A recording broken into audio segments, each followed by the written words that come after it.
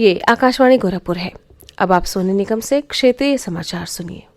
प्रधानमंत्री नरेंद्र मोदी ने कहा है कि आत्मनिर्भर भारत का बजट अवसरों का बजट है और इससे विभिन्न क्षेत्रों में वृद्धि होगी। ट्वीट संदेश में श्री मोदी ने कहा कि ये बजट आम आदमी के जीवन को और सुगम बनाएगा। प्रधानमंत्री ने कहा कि इस बजट में स्वास्थ्य सेवा पर अभूतपूर्व ध्यान केंद्रित किया गया है, साथ ही शोध और नवाचार पर भी जोर दिया गया है। बजट पर अपने विचार व्यक्त करते हुए श्री मोदी ने कहा कि आम बजट से उद्योग, निवेश और बुनियादी ढांचा क्षेत्र में बहुत सकारात्मक बदलाव होंगे। वर्ष 2021 का बजट असाधारण परिस्थितियों के बीच पेश किया गया है। इसमें यथार्थ का एहसास भी और विकास का विश्वास भी है।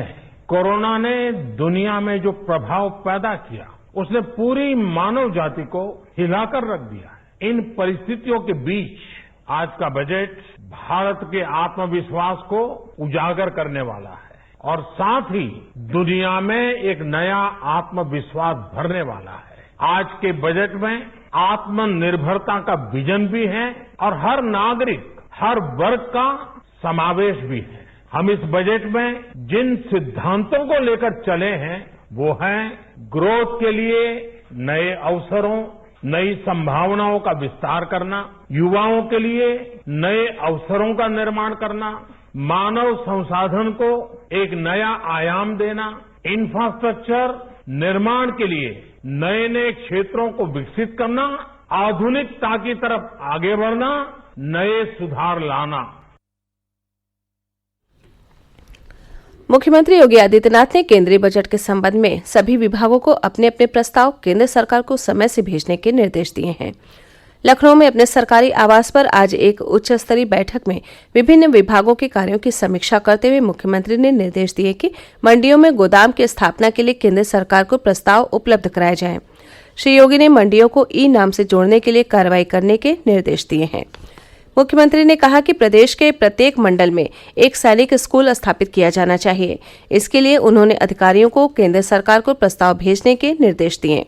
श्री योगी ने कहा कि केंद्र सरकार ने आगामी वित्तीय वर्ष के अपने बजट में जल जीवन मिशन के तहत नगरीय क्षेत्रों को शामिल करने का प्रस्ताव किया है। इसे ध्यान में रखते हुए शहरी इलाकों की पेयजल की योजनाओं के प्रस्ताव केंद्र को समय से उपलब्ध कराए जाएं। उन्होंने अमृत योजना के अंतर्गत सॉलिड वेस्ट मैनेजमेंट के प्रस्ताव भी केंद्र को प्रेषित करने के निर्देश दिए। प्रधानमंत्री नरेंद्र मोदी बृहस्पतिवार को चौरी चौरा में वीडियो कॉन्फ्रेंस के माध्यम से चौरी चौरा शताब्दी समारोह का उद्घाटन करेंगे। इस अवसर पर प्रधानमंत्री एक डाक टिकट भी जारी करेंगे। स्वतंत्रता संग्राम में चौरी चौरा घटना के 100 वर्ष पूरे होने पर प्रदेश में चौरी चौरा शताब्दी महोत्सव मनाया जाएगा। चौरी चौरा शताब्दी समारोह 4 फरवरी से शुरू होकर अगले 1 वर्ष तक चलेगा। इस दौरान सभी जनपदों में विभिन्न कार्यक्रम आयोजित किए जाएंगे।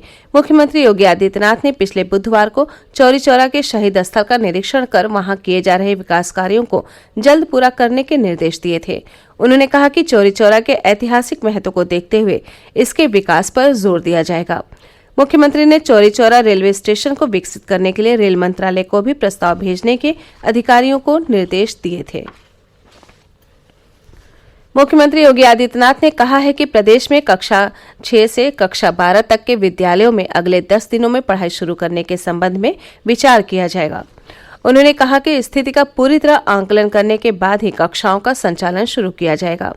लखनऊ में आज एक उच्च स्तरीय बैठक में अनलॉक व्यवस्था की समीक्षा करते हुए मुख्यमंत्री ने कहा कि प्रदेश में कोरोना संक्रमण की दर में कमी आई है, लेकिन अभी भी हर स्तर पर सतर्कता बनाए रखना आवश्यक है।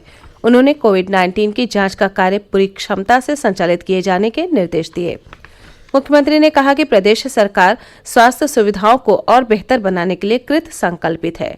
उन्होंने कहा कि प्रदेश के सभी 8 आकांक्षात्मक जिलों में सरकार स्वास्थ्य सेवाओं को सुदृढ़ बनाने के लिए गंभीरता से प्रयास कर रही है। मुख्यमंत्री ने आकांक्षात्मक जिलों में टेलीमेडिसिन, टेली कंसल्टेशन को प्रोत्साहित करने के संबंध में तेजी से कार्रवाई करने के निर्देश दिए हैं। मुख्यमंत्री ने लखनऊ में वायरोलॉजी संस्थान की स्थापना की कार्रवाई को भी तेजी से आगे बढ़ाने के निर्देश दिए। देशव्यापी कोविड टीकाकरण अभियान के तहत अब तक प्रदेश में सर्वाधिक टीके लगाए गए हैं।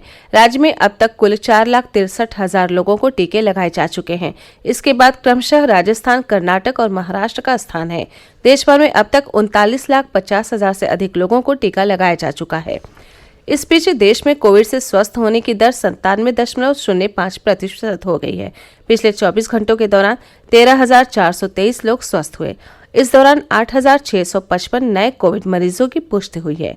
इसी के साथ क्षेत्रीय समाचारों का ये बुलेटिन समाप्त हुआ। नमस्कार।